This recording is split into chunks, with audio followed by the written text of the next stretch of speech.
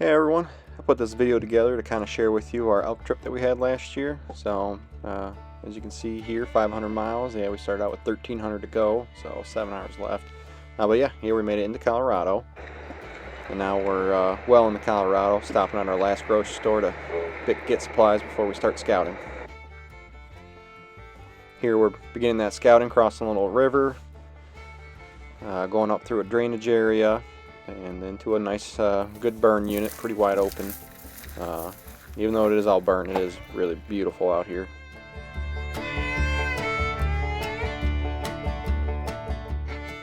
Unfortunately, we didn't see any elk here this night, but we did see a bunch of black bear, so we camped down on the mountain. Next morning we headed down to find our next area of hunting. First non-bovine of the day. Cow moose. After we saw that moose, we continued up the mountain and found a good place to camp and started scouting. That yellow spot there shows where we're looking at this drainage area, and there's Mike's view and then my point of view looking at this area. So the elk we spotted was over here in these aspens at the base, hanging out, and he was walking up into the green.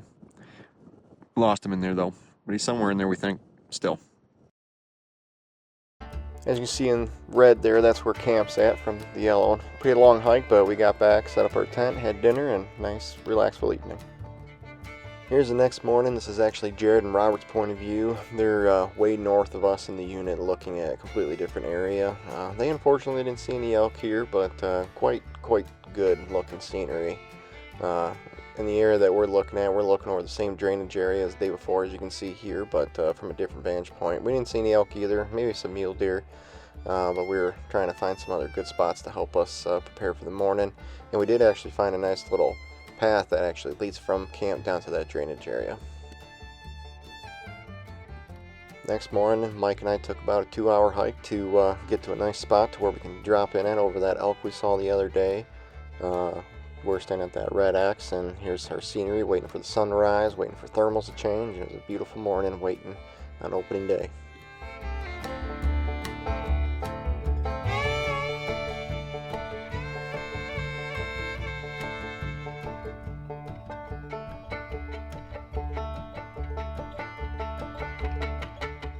Once the thermal switched and the wind was in our favor, we started down the mountain, but little did we know that bull was on its way up to us. Mike and I got to this nice little flat area, and he went right and I went left to kind of look what's around us, but that bull was coming in, and Mike saw it and he took a shot at it. Unfortunately, Mike missed, and the bull took off and eventually kicked up this moose that was bedded down nearby and put on a cool little show for us.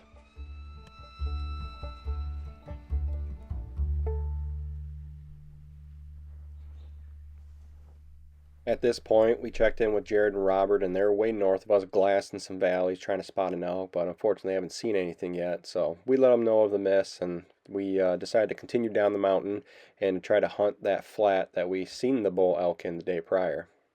There was tons of sign in there. Unfortunately, we didn't see any elk, so we continued down into the drainage and decided to have some lunch because we were starving and we wanted to make a new game plan. But while we were there, we heard some thrashing, and here come a whole group of elk.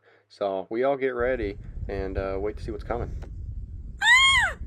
So that's Mike doing some calling, trying to slow down the group of elk that are coming. And fortunately for us, our elk tags were good for both a bull or a cow. So trying to make a decision on taking a cow elk to make up for us not getting that bull earlier.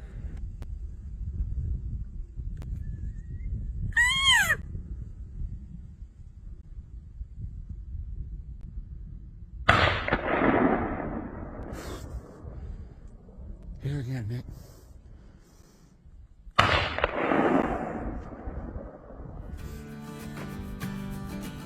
Before Mike can high-five me and everything, here come another group of elk, and so Mike gets ready.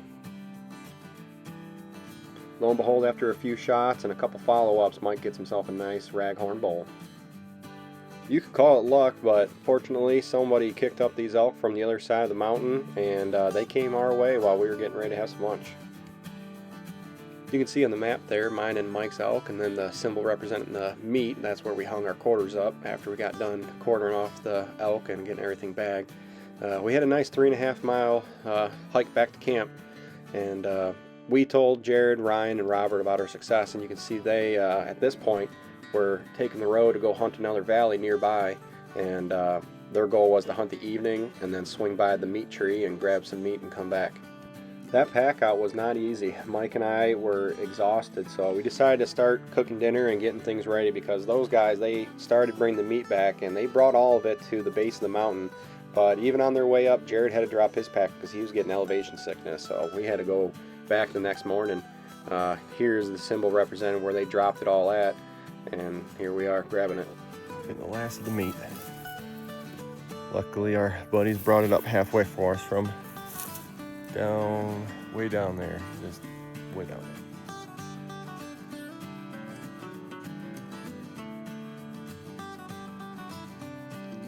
Mike and I with a quarter in each of our backpacks, and then taking turns carrying one by hand. We were able to get from the base of the mountain to the point where Jared got elevation sickness and dropped that one off right there.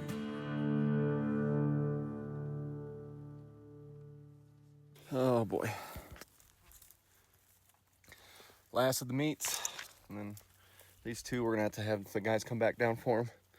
But we got 4 up there, 4 down here, but there'll only be 2 left.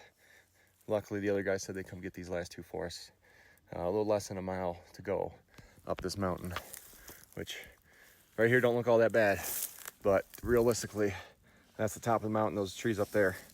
So this is a beautiful pond that we come across about a third of a mile from camp that I just really enjoyed. all right, we're back at camp having a little bit of breakfast before we get started. A little biscuits and gravy, cooked it in the jet boil. Mike's got biscuits and gravy too, a little different, but yeah, there's Mike's bull elk horns. Nice little bowl, raghorn bowl. He's happy for his first one. Our friends Jared and Robert showed up this morning after getting breakfast and going back down the mountain to get our last 2 packs. We got a couple hanging up in the tree over there, and then we got 2 more that me and Mike went and got on our backpacks there in the shade. So we're gonna get a little something to eat, and then we're gonna get started on processing meat and get into the cooler. So it's been one heck of a trip. We MacGyvered a tent a little bit to allow us to debone the rest of the meat while keeping the flies and bugs out of the way. It worked out pretty good. Jared and Robert, they spent the rest of the day out glassing, scouting, and hunting, and they did actually see a whole bunch of elk right at last light in the evening. And Robert, he could get a shot at them, but unfortunately only Jared had a tag, so it didn't work out so well. Mike and I, we were cleaning up our elk meat, watching football, and enjoying the day.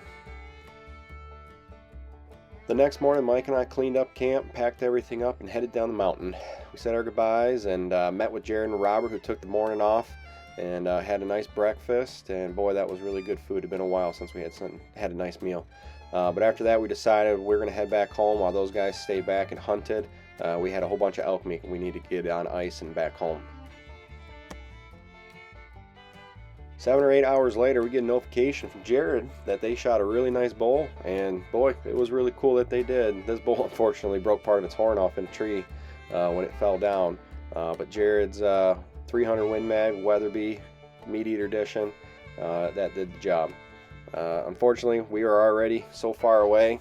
These guys were on their own for packing out the elk, and we definitely know it was a pain because they shot it in the same area where we shot ours.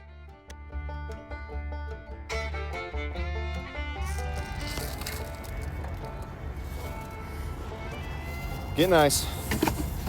Get nice for the meat. Doubling down. About 10 hours later, we're making our way back through Michigan, and boy, does it feel good to be home. As you can see here, we got elk ×3. We got 3 elk. Spent the rest of the day butchering, cutting up meat and everything, and boy, is it good to feel the freezer. I hope you guys enjoyed this video. It was an amazing trip, and I can't wait to do it again.